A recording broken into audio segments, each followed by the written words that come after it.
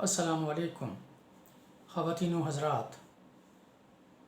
14 जून बरोज़ बुध एक बहुत बड़ा सानहा हुआ।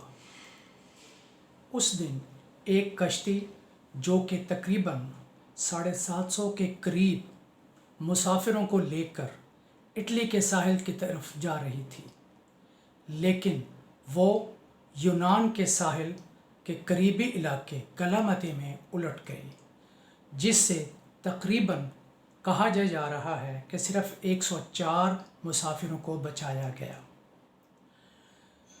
इब्तदा में कश्ती का इंजन ख़राब हो गया और वो काफ़ी देर समंदर में खड़ी रही, लेकिन किसी ने भी उनकी मदद नहीं की। कोई कोस्ट गार्ड का अमला उनकी मदद को नहीं आया। वो फिर चल पड़ी और आखिरकार वो उलट गई। मैंने पहले अर्ज़ किया तकरीबन 750 मुसाफिर उसमें सवार थे। उनमें तकरीबन 400 के करीब पाकिस्तानी थे, जिनको कश्ती के निचले हिस्से में रखा गया। जो लोग बचे हैं उन्होंने बताया कि पाकिस्तानियों के साथ इंतहाई ज़िल्लत आमेज़ सलूक किया गया। उनके पासपोर्ट ले लिए गए और उनको कश्ती के निचले हिस्से में रखा गया। ये एक बड़ी अजीब कैफियत है, बहुत परेशान कुन। लोग क्यों जाते हैं बाहर? साफ जाहिर है, अपने रिस्क के लिए, आसाइश के लिए, अपने घर वालों के लिए, तहफ़्फ़ुज़ के लिए, मुआशी तहफ़्फ़ुज़ के लिए। इब्तदा में पाकिस्तानी लोग अमूमन जाया करते थे मिडल ईस्ट के मुल्कों में, जैसे सऊदी अरेबिया, कुवैत, UAE और दूसरे ममालिक। वहाँ पर जॉब मिल जाता था, वो काम करते थे और घरों में खुशहाली आ जाती थी। फिर इन मुल्कों में दरवाज़े बंद होना शुरू हो गए। बाज़ माली मामलात की वजह से कुछ ये मामला हुआ कि इन मुल्कों ने प्रीफर किया कि वो अपने लोगों को जॉब मुहैया करें। इस तरह ये दरवाज़ा किसी हद तक बंद हो गया। और उसके बाद दूसरी तरफ क्या देखा गया?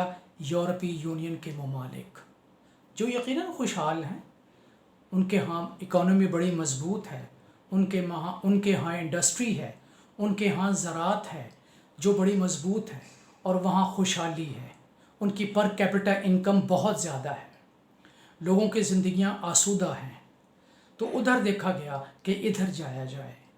तरीक़ेकार क्या हुआ कि क्योंकि कानूनी तौर पर वो वीज़ा नहीं देते, वो वीज़ा देते हैं तो हाईली स्किल्ड, जो बहुत आला तालीम याफ्ता लोग होते हैं। ख़वातीन व हज़रात, ज़ाहिर है हर बंदा आला तालीम नहीं ले सकता। ज़ाहिर है कुछ जो कम तालीम याफ्ता या लो स्किल्ड लोग हैं, उनके लिए मसाइल होते हैं। वो जहाँ भी जाते हैं मज़दूरी की गर्ज से जाते हैं। लोगों का जाना बहुत सी वजूहात की बिना पर हुआ।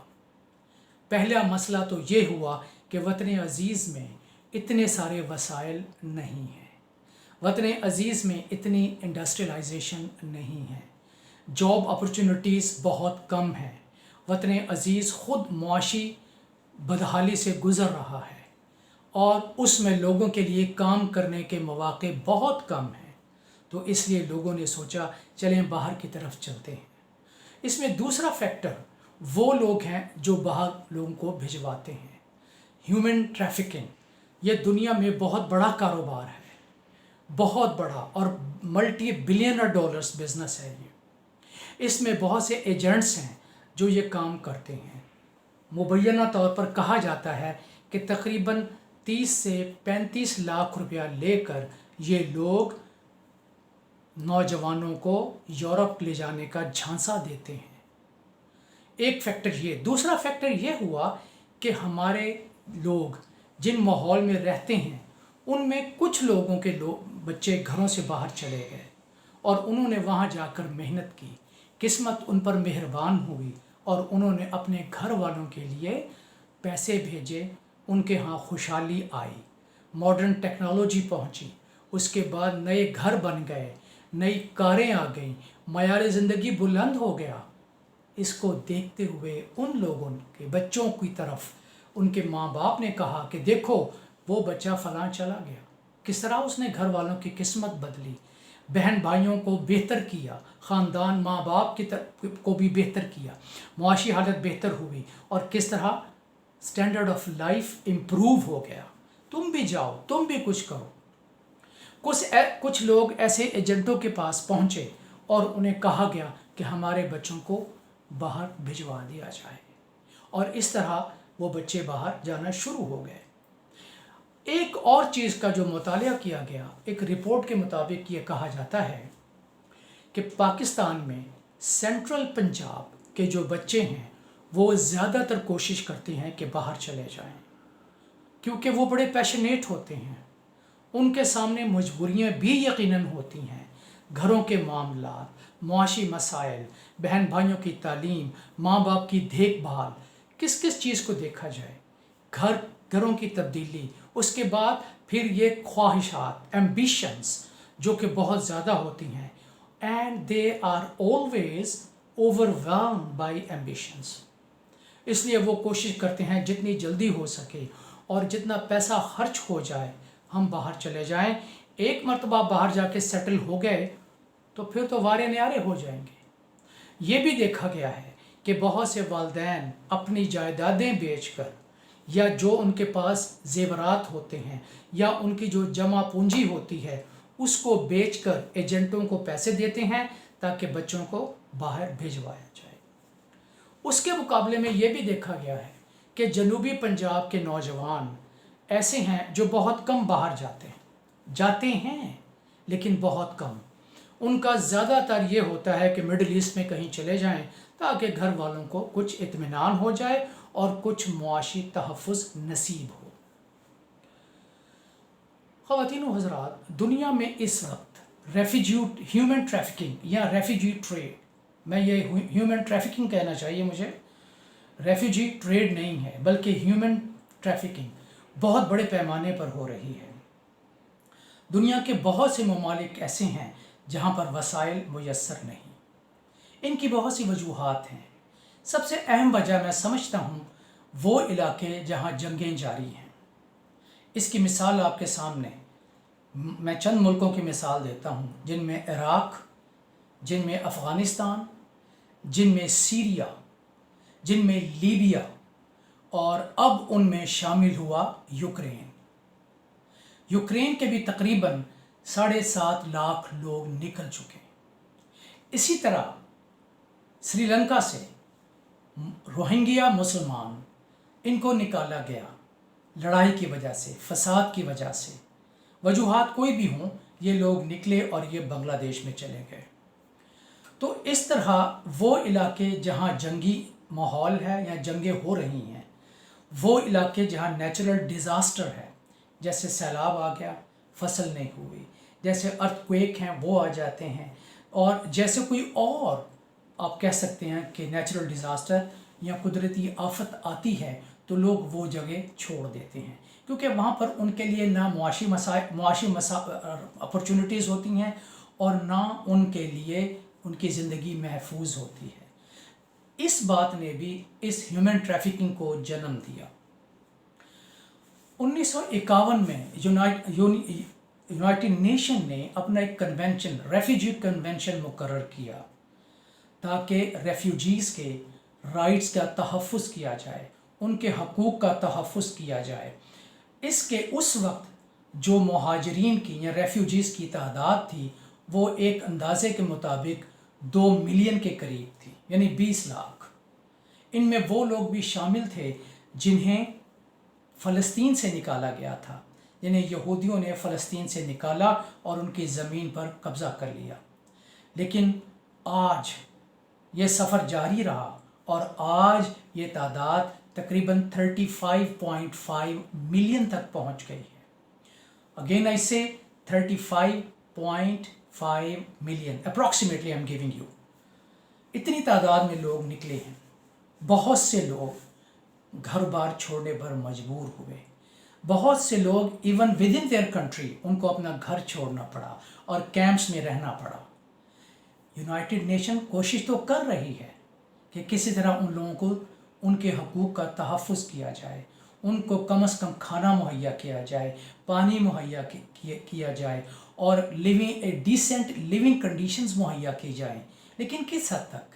کیونکہ اقوام متحدہ خود ان ملکوں پر انحصار کرتی ہے جو ڈونر کنٹریز جو ہیں، جو دیتے ہیں پیسہ انہیں۔ ایک اقوام متحدہ کے ایک آفیسر نے یہ کہا ہے کہ اس وقت جو کشتیوں کی تعداد ہے وہ تقریباً 600% بڑھ چکی ہے۔ 600%، یعنی 600% زیادہ آمد و رفت ہو رہی ہے، جو کہ ہیومن ٹریفکنگ ہو رہی ہے۔ لوگ کوشش کرتے ہیں کہ کسی طرح یونان یا اٹلی چلے جائیں، کیونکہ یہ بھی یورپ کا حصہ ہے اور اس کے بعد ان کے لیے دوسرے ملکوں میں جانا آسان ہو جاتا ہے۔ لیکن ایک بدقسمتی یہ ہے کہ یہ ایک تو سفر انتہائی خطرناک، پھر یہ اللیگل مائیگرنٹ، پھر خواتین و حضرات، یونان اور اٹلی کی اکانومی اتنی مضبوط نہیں ہے۔ اول تو دنیا کے تمام ممالک کی اکانومی سفر ہوئی بیکاز آف کووڈ-19، جس نے معاشیات کی جڑیں ہلا دی۔ ملک بہت حد تک معاشی طور پر پریشان ہو گئے۔ اول تو پوزیشن یہ ہے ان ملکوں میں۔ دوسری صورتحال یہ ہے کہ اگر یہ کسی طرح وہاں پہنچ بھی جائیں تو دے آر نیور ویلکمڈ۔ سب سے پہلے انہیں کیمپس میں رکھا جاتا ہے، اور وہ کیمپس وہ ہیں جہاں بھرمار ہے لوگوں کی، اور رہنے کی صورتحال بہتر نہیں ہے، بلکہ وہ لوگ انتہائی پریشانی میں رہتے ہیں۔ ان کے ہاں کھانے پینے کا انتظام، موسم کی سختی اور وہ بڑی سخت شدید ہوتی ہے۔ اگر کسی طرح وہ لوگ چلے بھی جائیں دوسرے ملکوں میں تو جاب ڈھونڈنا بڑا مشکل ہے۔ کیوں؟ ڈیجیٹلائزیشن، اس نے اب دنیا میں جاب اپرچونٹیز کم کر دی ہیں۔ دوسرا، ورک فرام ہوم، اس وجہ سے بھی لوگ کو جاب اپرچونٹیز کم ہو گئی ہیں، خاص کر جو ماڈرن کنٹریز ہیں، یورپ والے ممالک یا امریکہ۔ ان ملکوں میں اب عموماً یہ کہا جا رہا ہے، اللیجڈلی کہا جا رہا ہے کہ لو لیول کے جابز کم اویلیبل ہیں۔ وہ لوگ کیشیئر بھرتی نہیں کرتے، سٹور پر کھڑے ہونے والے لوگ بھرتی نہیں کرتے۔ کیوں؟ انہوں نے اپنی ایک ٹیکنیکلی انہوں نے اتنی ترقی کر لی ہے کہ ان کو ان لوگوں کی ضرورت ہی نہیں ہے، اس لیے جاب اپرچونٹیز اور مشکل ہو گئیں۔ تو ساری بات کرنے کا مقصد خواتین و حضرات یہ ہے کہ بہت مشکل ہو گیا ہے دنیا میں آج کل، اتنی آسانی نہیں ہے۔ ہاں، جو لوگ اعلیٰ تعلیم یافتہ ہیں، جن کے پاس ڈگریز ہیں یا جن کے پاس سکلز ہیں، ان کے لیے معاملات مختلف ہیں۔ وہ پھر بھی کہیں نہ کہیں فکس ہو جاتے ہیں، وہ کہیں نہ کہیں اکوموڈیٹ ہو جاتے ہیں، جاب بھی مل جاتا ہے اور زندگی بھی بہتر ہو جاتی ہے۔ لیکن ایسے لوگ کتنے ہیں؟ سوال یہ ہے۔ اس لیے یہ ایک انتہائی پریشان کن مسئلہ۔ ایک اور مسئلہ اس میں میرے ذہن میں آ رہا ہے، وہ ہے باؤنڈریز۔ مختلف ممالک نے باؤنڈریز قائم کر لی ہیں، خاص کر یورپین یونین کے ممالک نے اور دوسرے ترقی یافتہ ممالک نے۔ باؤنڈریز کیا ہیں؟ کہ وہ لوگ دوسرے ملکوں کے لوگوں کو آنے نہیں دیتے۔ ان کے اپنے ہاں مسائل شروع ہو جاتے ہیں۔ وہ کہتے ہیں جی ہم اپنے لوکل لوگوں کو جاب دیں کہ ان آنے والوں کو جاب دیں۔ گو کہ بہت سے سیرین امریکہ میں بھی شفٹ ہوئے، جرمنی میں بھی بہت سے لوگ بیٹھے ہوئے ہیں جن کو انہوں نے اکوموڈیٹ کیا، لیکن مسئلہ پھر وہی آ جاتا ہے کہ جاب کہاں سے لائے جائیں۔